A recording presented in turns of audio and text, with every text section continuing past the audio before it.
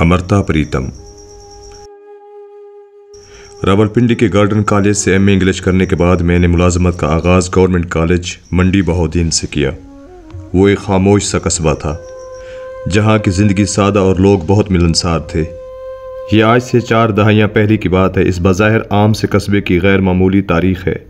इसकी एक तरफ मोंग का वो तारीख़ी तीरा वाक़ है जहाँ सिकंदर आज़म और गुजरात के राजा पोर्स की लड़ाई हुई थी, और दूसरी तरफ जलियांवाला का तारीख़ी मकाम है जहाँ 1848 में अंग्रेज़ों की फ़ौज को पंजाब फ़ौज ने मुंह तोड़ जवाब दिया था और जिसके नतीजे में फ़रंगी फ़ौज के सपा सालार को अपने ओहदे से हटा दिया गया था।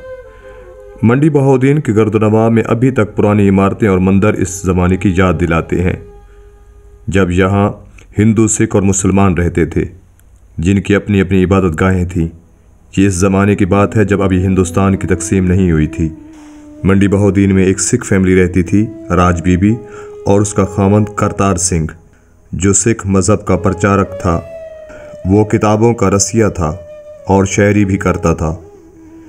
ये 1919 की बात है। ये साल हिंदुस्तान की तारीख़ में हमेशा याद रखा जाएगा कि इस साल जलियांवाला बाग का खूनी वाक़या पेश आया था, जिसमें जनरल डायर के हुक्म पर हज़ारों नहत्ते और मासूम लोगों को मौत के घाट उतार दिया गया था। इसी साल मंडी बहाउद्दीन के छोटे से कस्बे में राज बीबी और करतार सिंह के घर में एक बच्ची ने जन्म लिया। वालिदैन ने इसका नाम अमृता कौर रखा था। अमृता शुरू से ही एक मुख्तलिफ बच्ची थी जो चीज़ों को अपने ज़ाविये से देखती और नाइंसाफ़ियों पर चुप रहने की बजाय आवाज़ बुलंद करती थी। पंजाब के अक्सर गाँव के घरों में एक कॉर्नर्स हुआ करती थी जहाँ बर्तन, प्लेटें और गिलास एक कतार में सजा कर रखे जाते थे। नन्ही अमृता ने देखा कि इसके घर की कॉर्नर्स पर 3 गिलास बाकी सब बर्तनों से अलग एक कोने में रखे हुए हैं। इसकी नानी ने इसे बताया कि ये गिलास मुसलमान मेहमानों को पानी पिलाने के लिए हैं, क्योंकि हम इन्हें इन गिलासों में पानी नहीं पिला सकते जिनमें हम खुद पानी पीते हैं। अमृता प्रीतम ने दिल में सोचा, ये तो इन गिलासों से नाइंसाफ़ी है। इसने नानी से कहा, मैं इन्हीं गिलासों में पानी पीऊँगी जो अलग रखे हुए हैं। जब ये झगड़ा बढ़ा और वालिद को खबर हुई तो उसने अमृता की बात से इत्तफाक किया और फिर इस दिन के बाद से सब गिलास और बर्तन इकट्ठे हो गए। अमृता की उम्र अभी 10 साल की थी कि इसकी वालदा का इंतकाल हो गया। इसे यूं लगा कि वो ज़िंदगी की तपती हुई धूप में अकेली है। इसके सर से वालदा की शफ़क़त का सायबान छिन गया। वालदा की वफ़ात के बाद वो लाहौर आ गए। लाहौर एक बड़ा शहर था, ज़िंदगी से भरपूर। अब अमृता की उम्र 16 बरस की थी। उस ज़माने में लड़कियों की शादी जल्दी कर दी जाती थी। अमृता की शादी प्रीतम सिंह से कर दी गई। दिलचस्प बात यह थी कि यह मंगनी उस वक्त हुई जब अमृता की उम्र सिर्फ 4 बरस थी। अब अमृता कौर अमृता प्रीतम बन गई थी। इसी साल अमृता की शायरी की पहली किताब अमृत लहरा मंजर आम पर आई। ये पंजाबी नज़मों की किताब थी। 16 बरस की उम्र में किसी लड़की की किताब का मंजर आम पर आना एक अनोखी बात थी। अमृता और प्रीतम सिंह के घर एक बेटा और एक बेटी पैदा हुए। बेटे का नाम नौराज और बेटी का नाम कंदाला रखा गया। फिर 1947 का साल आया जब हिंदुस्तान की तकसीम के नतीजे में बहुत से ख़ानदान बेघर हो गए। अमृता प्रीतम भी अपने ख़ानदान के साथ पहले देहरादून और फिर दिल्ली चली गई। तकसीम के दौरान कितने ही लोग अपनी जानें गंवा बैठे और कितने ही बेघर हो गए। इन्हीं दोनों की बात है कि एक रोज़ अमृता दिल्ली से वापस देहरादून जा रही थी। रात का वक्त था। ट्रेन की खिड़की से बाहर मंजर तेज़ी से बदलते जा रहे थे। कहीं दरख्त, कहीं मैदान। रात की तारीकी में हवा का शोर मिल गया था। अचानक अमृता को मारूफ पंजाबी शायर वारिस शाह का एक मिसरा याद आ गया। भला मोए ते विछड़े कौन मेले। ये मिसरा वारिस शाह की लाफानी तहरीर हीर रांझा से था, जिसमें वारिस शाह ने हीर के गम को महसूस करके मुजस्सम कर दिया था। अमृता प्रीतम के जहन में फसादात के दौरान मौत के घाट उतारने वाले कई चेहरे आ गए। ट्रेन तेज़ रफ्तारी से चल रही थी। बाहर तारीकी और हवा का शोर था और अमृता के जहन में वो नज़म उतर रही थी जिसने इसे शोहरत की बुलंदियों पर पहुंचाना था। इस नज़म का आगाज़ यूं होता है। अज आखां वारिस शाह नूं कितों कबरां विचों गो। अज आखां वारिस शाह नूं कितों कबरां विचों गो। ते अज किताबे इश्क दा कोई अगला वर्का फोड़। एक रोई सी दी पंजाब दी तू लिख लिख मारे वैन। अज लखां दियां रोंदियां तेनू वारिस शाह नू कहण उठ दर्द मंदां दे आ दर्दिया उठ तक अपना पंजाब अज बेले लाशां विछियां ते लहू दी पई चनाब अज आखां वारिस शाह कितों कब्रां विचों बोल। ये नज़म सरहद के दोनों तरफ बसने वाले दिलों की आवाज़ थी जिसने अमृता प्रीतम की शोहरत को 4 चांद लगा दिए। लेकिन दिलचस्प बात यह है कि सिखों के एक हलके की तरफ से एतराज़ किया गया कि अमृता ने नज़म में वारिस शाह की बजाय गोरख नानक को क्यों नहीं मुखातिब किया। कहते हैं शोहरत के साथ साथ मुखालफत के महाज भी खुल जाते हैं। अमृता के साथ भी ऐसा ही हुआ। इसके किरदार पर सवाल उठाए गए और इसकी नज़मों को गैर इखलाकी कहा गया। यही ज़माना था जब पंजाबी के मारूफ शायर मोहन सिंह और अमृता प्रीतम के ताल्लुक़ की बातें होने लगीं। इसकी एक वजह यह थी कि मोहन सिंह ने अमृता पर कई नज़में लिखी थीं। अगर ये मोहब्बत थी भी तो एक तरफा मोहन सिंह की तरफ से। अमृता प्रीतम अपनी सवानी उम्री रसीदी टिकट में लिखती हैं कि आखिर एक रोज़ मैंने साफ साफ मोहन सिंह को बता दिया, मोहन सिंह जी मैं आपकी दोस्त हूँ, आपका एहतराम करती हूँ, आप और क्या चाहते हैं। मोहन सिंह ने जवाब में कुछ नहीं कहा और बाद में एक मुख्तलिफ नज़म लिखी जिसमें मेरे अल्फाज दोहराए गए थे, मैं आपकी दोस्त हूँ, मैं आपकी दोस्त हूँ, आप और क्या चाहते हैं। और साथ ही अगली सतर में उदास भरे लहजे में लिखा, मैं और क्या चाहता हूँ। ज़िंदगी भी अजीब तमाशा है, देखते ही देखते कैसे किरदार बदल जाते हैं। अमृता की ज़िंदगी में भी ऐसा ही हुआ। साहिर से इसकी मोहब्बत भी एक तरफा रही। ये एक शिद्दत भरी मोहब्बत थी जिसका बयान अमृता की सवानी उम्री रसीदी टिकट में जा बजा मिलता है। ये वो ज़माना था कि साहिर की शायरी की शोहरत हर तरफ, ख़ास कर इसकी नज़म ताज महल नौजवानों में बहुत मकबूल हुई। अमृता की कीमती चीज़ों में ताज महल नज़म भी थी जो साहिर ने फ्रेम करा के इसे दी थी।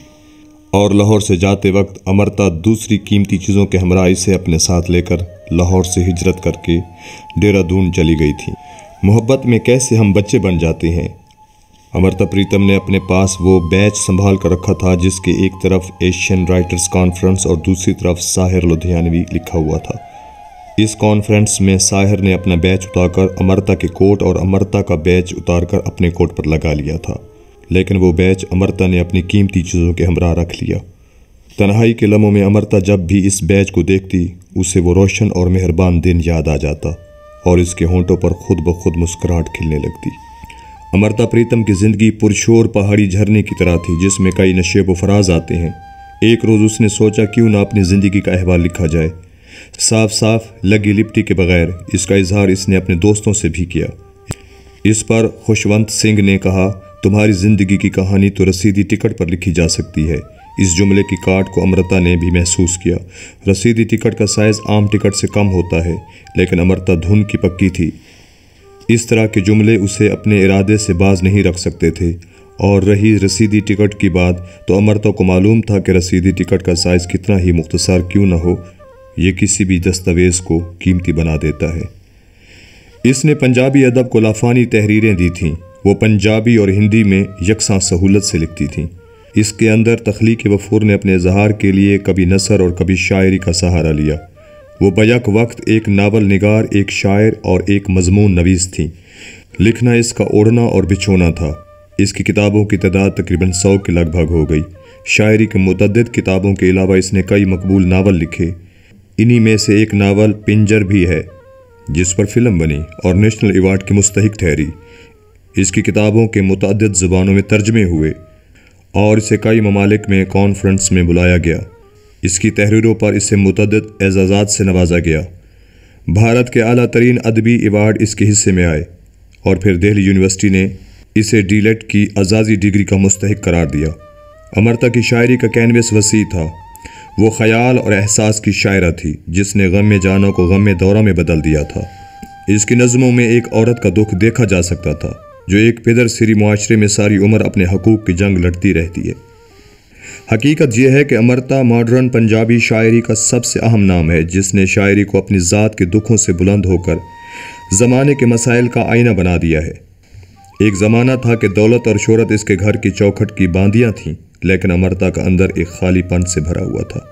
प्रीतम सिंह से इसकी शादी सिर्फ समझौते की शादी थी। दोनों में एक फिक्री बात था, इसकी जिंदगी में किसी चीज़ की कमी थी।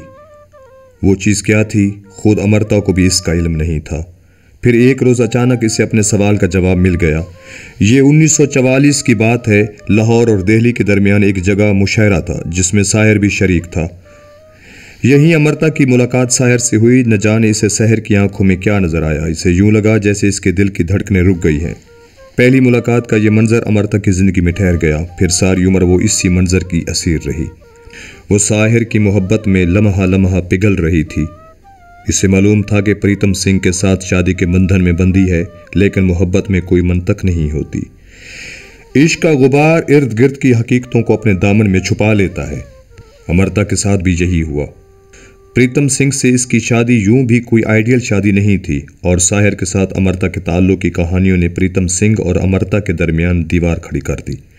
1960 में उन्होंने खामोशी से अपनी राहें जुदा कर लीं। साहिर का मामला भी अजीब था। वो एक कदम आगे बढ़ता और फिर 2 कदम पीछे हट जाता। कहते हैं साहिर पर अपनी माँ का गहरा असर था। साहिर तमाम उम्र अपने हर अमल की तस्दीक अपनी माँ से चाहता था। कहते हैं माँ से इसका प्यार एक ऑब्सेशन बन गया था। शायद यही वजह है कि इसकी दुनिया में किसी और औरत का मुस्तकिल तौर पर आना मुमकिन नहीं था। इधर अमृता अपने सारे ख्वाबों का महवर साहिर को बना चुकी थी। साहिर इसके घर आता तो दोनों पहरों खामोश एक दूसरे के सामने बैठे रहते। साहिर एक के बाद दूसरा सिगरेट सुलगाता तक एस्ट्रे सिगरेट के टुकड़ों से भर जाती। कहते हैं ताल्लुक का एक मकाम ऐसा भी है जहां खामोशी बातें करती है और अबलाग के लिए लफ्ज़ों की बिसाखियों की ज़रूरत नहीं होती। घंटों बैठकर सागर तो रुखसर हो जाता, लेकिन अमृता साहिर की मौजूदगी तादेर महसूस करती। एस्ट्रे में पड़े हुए सिगरेट के टुकड़ों को सुलगाती और शहर के अंदाज में सिगरेट पीने की अदाकारी करती। वो सिगरेट के इन टुकड़ों को फेंकती नहीं थी, बल्कि अपनी अलमारी में महफूज कर लेती थी। यहीं से इसे सिगरेट पीने का शौक़ चढ़ा और फिर सिगरेट नोशी आखिर दम तक इसकी आदतों का हिस्सा रही। कभी कभी अमृता सोचती साहिर का ख्याल क्यों इसकी यादों की जंजीर बन गया है।